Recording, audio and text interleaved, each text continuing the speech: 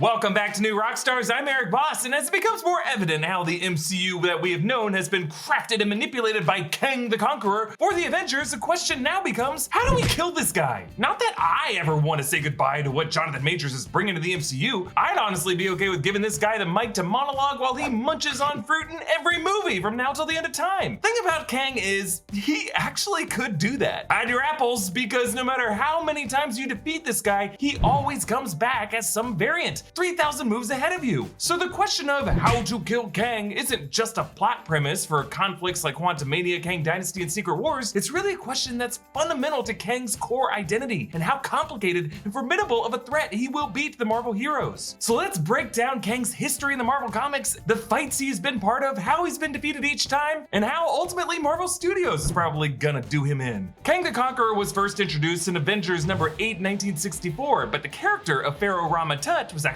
introduced earlier in the Fantastic Four number 19 in 1963. Stan Lee and Jack Kirby initially conceived of Kang as a future time-displaced descendant of Dr. Doom. Throughout the 60s, like in Avengers number 23, we learned about Kang's exploits to woo Ravonna Renslayer. That actually may be why Renslayer's hunter designation in Loki was A23. In 1974, Avengers number 128, that was the Celestial Madonna storyline, in which a variant Kang sought 3 powerful females as possible mothers to a destined all-powerful offspring. He selected the Scarlet Witch, Mantis, and Agatha Harkness. Spoiler warning, it ends up being Mantis. This is also the storyline that merged the Kang identity with the Pharaoh Rama-Tut identity. In this storyline though, another version of Kang teams up with the Avengers, who's led by the Swordsman, this guy from the MCU, and having one Kang on their side ends up being how they're able to defeat this Rama-Tut. So one way to kill Kang? Throw another Kang at him. But shortly after this 1974 comic, the Kang identity would also be merged with the Avengers villain of Immortus. Now the term Kang Dynasty actually came up in 1986 with Avengers number 268. Yes, the same number of the Avengers Compound Watch in Hawkeye. I'm telling you, they have been setting all this up. And in this storyline, the Avengers, along with Namor, Captain Marvel, Hercules, fight the Council of Kangs and Kang's various minions as they get in and out of limbo. Really, the event best known as Kang Dynasty unfolded in 2001-2002 when Kang split from his Immortus identity and set his sights on conquering Earth and setting up a dynasty with countless sons named Marcus. In a way, it's kind of similar to what Ego was doing, hooking up with anybody he could to produce a viable offspring. Kang approaches the UN to warn them of various future apocalyptic events. He offers them to surrender to him, but of course they refuse. A big fight breaks out. He overtakes the Sentinel that they send to his orbital base, and he uses these Sentinels to wipe out Washington, D.C. The Avengers, whom he thought he banished off-world, are able to mount a comeback and defeat him, leaving him stranded and alone with his son.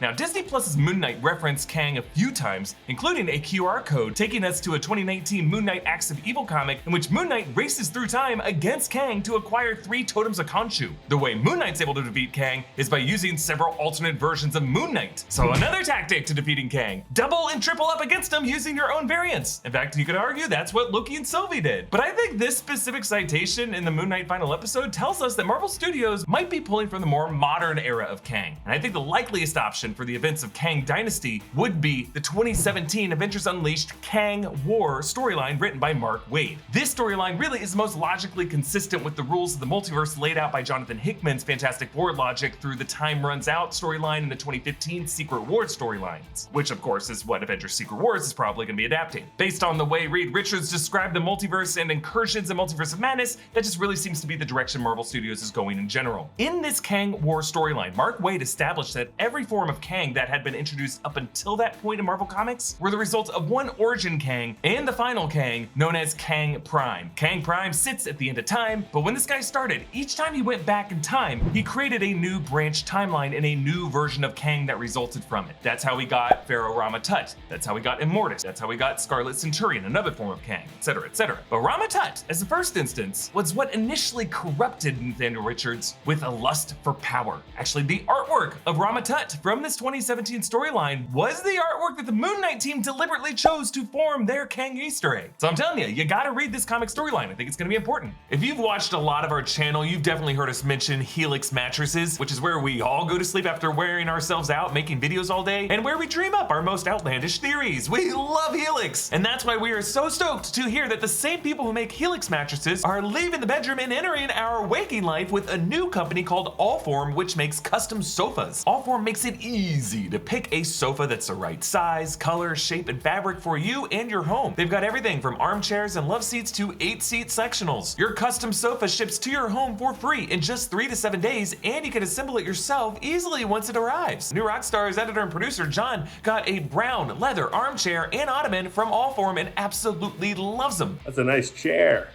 He dreams about live editing the break room while getting in a quick nap in his comfy chair. They have a 100-day trial, so you can get more than 3 months to make sure that you love it. And if you don't, they will pick it up for you and you will get a full refund. Keep your sofa and you'll get a forever warranty. Literally forever! We love the Allform furniture that we've gotten, and we think you will too. To find your perfect sofa, check out allform.com/newrockstars. Allform is offering 20% off all orders for our audience at allform.com/newrockstars. But Kang Prime established in the distant time stream caches of financial resources and weaponry, literally societies whose only function was to mine minerals that Kang could use as money and build weaponry that he could use to conquer places. And in the distant future, Kang Prime just feeds on all of it. But in the present, our boy Vision is calculating to try to find a way to eradicate Kang from the time stream, because he recognizes every time we kill this guy, he keeps coming back. So what do we do? And Vision concludes that they must get to the future Nathaniel Richards when he is a baby. Basically the Hitler baby argument, but if Hitler was a future warlord. This obviously sets up a nasty debate between Vision and the other Avengers at the time. Now, previous to this, Hickman's timeline logic established that changes to the timeline in the past have a delayed effect. So Kang Prime has a bit of time to get ahead of this. So he, to counter the Avengers, goes back to target the baby forms of all the Avengers that are trying to kill his baby form. All the Avengers get pruned to limbo, except Hercules, because none of them really know how Hercules was born. Hercules at this point acquires an amulet that anchors him in the present. He's able to use this to empower the rest of the Avengers to confront all the versions of Kangs. The Avengers versus all the Kang variants. Vision successfully targets Kang Prime's resource caches, cutting off Kang Prime at the knees. Vision ends up deciding to send Wasp to return baby Kang back to his point of origin and restore everything. And Hank Pym's able to save the day by trapping Kang Prime in Immortus, and a future version of Kang merged with Dr. Doom in a kind of pocket reality. And all that is really left at the end of this fight is baby Kang, looked over by some Vietnamese priests, his future unknown. And I think the films are pulling from this story, not just because their connection to Secret Wars and the Time Runs Out era, but the Avenger lineup in the story actually pretty closely matches what we currently have in the MCU. Sam Wilson,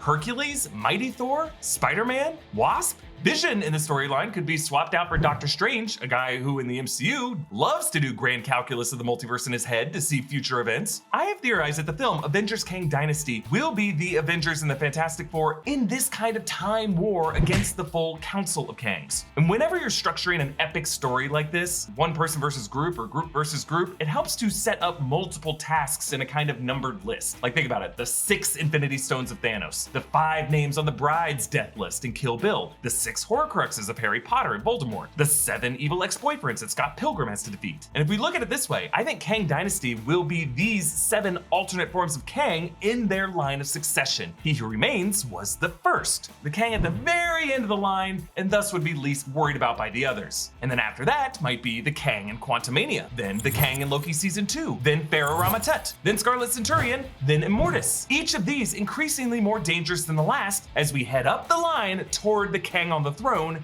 Kang Prime. Each of these will have to be defeated one by one, maybe turning some against the other, through unique tasks specific to this particular version of Kang and the Avenger who confronts them, that Avenger using some multiversal mechanics to undo them. For example, the Moon Knight Acts of Evil task with Ramatut, so Moon Knight might be an important warrior in that particular task. If they bring in the Celestial Madonna storyline, Mantis could be important to defeating another Kang. Maybe another task will follow Iron Lad's arc in the comics, where Iron Lad has to sacrifice himself to allow himself to become Kang in the future in order to avert a paradox. I think the Kang Dynasty film will likely end with the Avengers failing to defeat the final Kang, Kang Prime, who could be revealed as a future descendant of Dr. Doom, getting back to what Jack Kirby and Stan Lee initially intended for the character. After all, in the comics, it was Doom's time portal where Nathaniel Richards derived his time travel technology, and the Multiverse of Madness producers confirmed the 838 Reed Richards portal was based on Doom's time portal. So that would set up Kang Prime to play the role of God Emperor Doom and reassemble all the Avengers and Fantastic Four and X-Men in his Battle World sandbox in Secret Wars. So getting back to the question, how does one kill Kang? The answer, the same way the Kang Wars storyline does, you don't. The very act of trying to kill a Kang or trying to prune them is what, like the head of a Hydra, what just leads to more Kang sprouting. So I think the Multiverse saga will end with Kang being left in the form of an innocent youth. The task ahead being to keep that youth on the right path so that he never seeks to be a conqueror. I mean, my friends, isn't that the ultimate mission of life? To strive every day to make sure our descendants do better than we did? Let me know your thoughts on this theory and follow me on Instagram and Twitter at Erik Voss. Follow New Rockstars, subscribe to New Rockstars for more analysis of everything you love. Thanks for watching, bye.